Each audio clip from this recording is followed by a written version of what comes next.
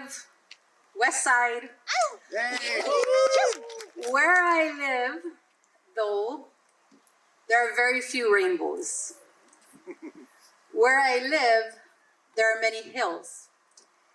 I was born near a hill, Pu'uheleakala. Shortly after I was born, my dad moved our family from Nānākuli to Kailua, a place with not very many hills, but lots of rain and lots of breezes and lots of rainbows. I grew up in a strong Catholic family. My dad was Hawaiian and my mom was Samoan. And there were 7 children, so when it came to extracurricular activities, we each got one. And mine was hula. And I started dancing hula at the age of 5 for a halau in Ka'ohau near the Ka'iva Ridge. And I would often ride my bike to hula classes. And I remember riding my bike and feeling the breezes and just the cool weather. And I remember these bike rides, seeing so many rainbows. I just loved growing up in Kailua. I danced hula because my mom told me I was going to dance hula. And I paid much of my tuition on my own by delivering the sun press. Do you remember the sun press? Hula was very much a part of my life growing up, and it's still very much a part of my life. But it was never because I really wanted it to be, it just was. And I never, growing up, said I love hula. We never said those kinds of things back then. I grew up with parents who valued commitment, and my commitment was hula. And when you're committed to something, you do it no matter what. And I think if I said I danced hula because I loved it, I might have quit a long time ago.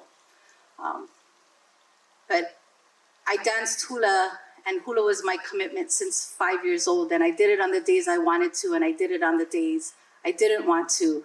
And it's been with me my entire life. And today I'm a kumu hula.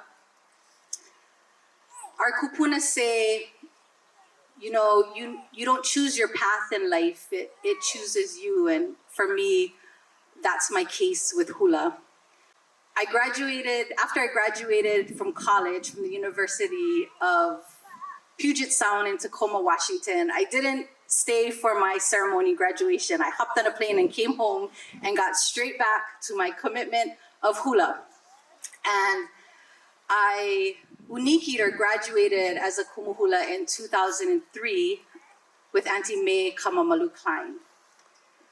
1 year after I graduated as a kumu hula, I was hired as a high school teacher at a school far away from Kailua in a place called Kapolei.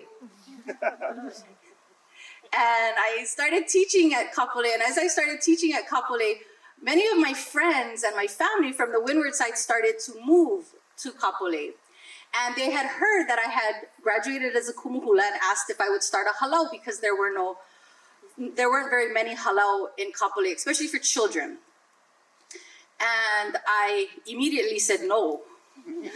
I'm not starting a halau. I taught at Kapolei, but that's all I did in that area. I didn't feel a connection to the place. I didn't really care too much, I'll be honest, for the place. I had no connection to it. I didn't understand the heat. I didn't understand why I didn't see as many rainbows as I did when I was growing up in Kailua. And a halau is so deep, and it's connected to place, and it's connected to tradition. So I didn't feel that it was right for me to start a halau in Kapolei. But the urging kept coming from family and friends, and so I decided to explore. And I contacted the Kapolei Hawaiian Civic Club, and I said, "Do you teach classes or anything on the history of this area? I wanted to learn a little bit." And they said, "No, not really, but we do have a kupuna that you can talk to it, and maybe he'll meet with you." And so I called this kupuna. His name is Shad Kane. Some of you might know him. And he said, "Oh yes, I'll meet with you. Let's meet on Sunday." So we met Sunday morning. on a Sunday morning, and he said, oh, let's go up to the mountain. So we went up to Palehua, and he took me all the way up to Palehua. I've never been, and he took me to a pa. And he told me about the history of that area, and he told me stories that I had never heard before. And I was fascinated. And then he said, oh, let's go down to Kailua. So then we went all the way down to Kailua, and he shared with me these ancient sinkholes that I had never known existed, and the stories and significance of these sinkholes, and I was fascinated. And then he said, oh, I'm gonna take you to a hill, and this hill is Pu'uo Kapolei, and I've never heard that word before. So all right, so we go to Pu'uo Kapolei, and we drive in, and I get out, and I said, oh, I thought this place was called Fort Barrett. And he said, the original name is Pu'uo Kapolei.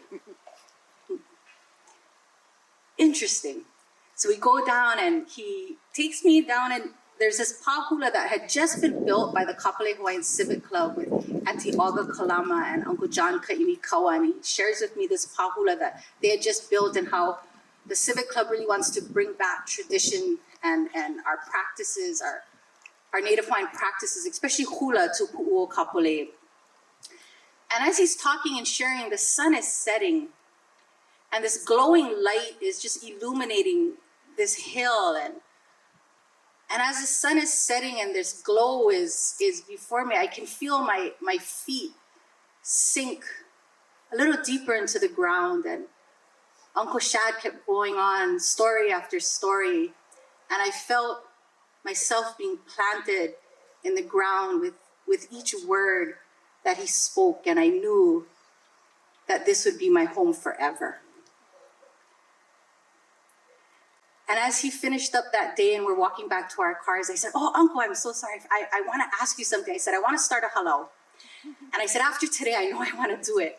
And I would like to do it here, but it's pretentious of me to do it when I'm not from here. And I'm wondering if I could get your permission to do this. And he didn't give me his permission, but he did give me his advice. And he said, you know, Mikiala, if you're going to teach our keiki, you need to teach our keiki in the way our kupuna taught. And there's 3 things you need to remember. He said, number 1, you need to teach our keiki that they are special. Number 2, you need to teach our keiki that you, their kumu, is special. And finally, number 3, you need to teach our keiki that the place they live is special.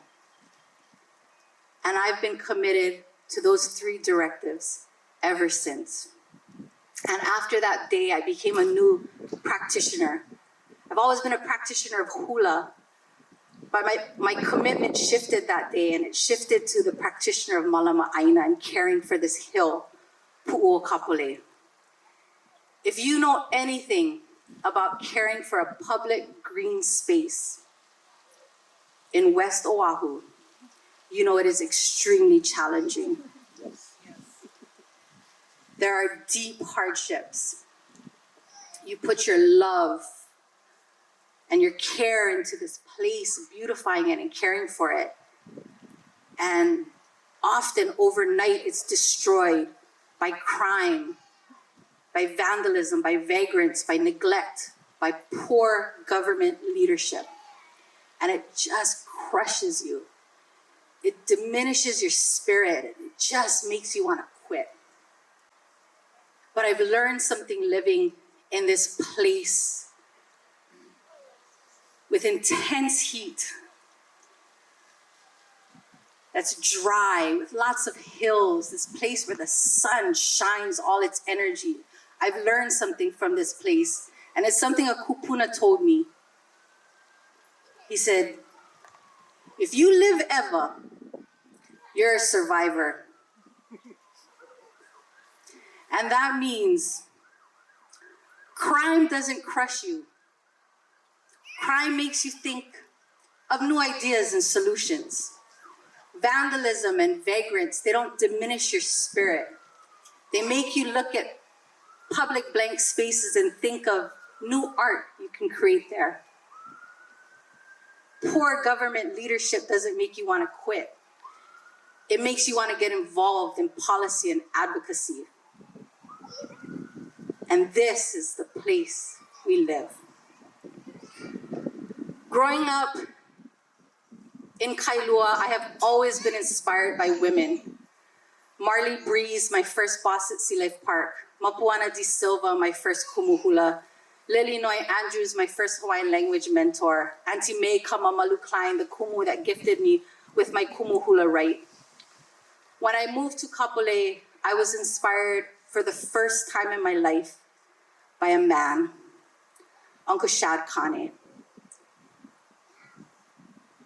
And it's a sign, I think, that my life has come full circle and I'm exactly where I should be.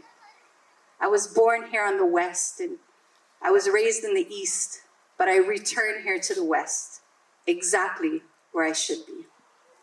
Mahalo.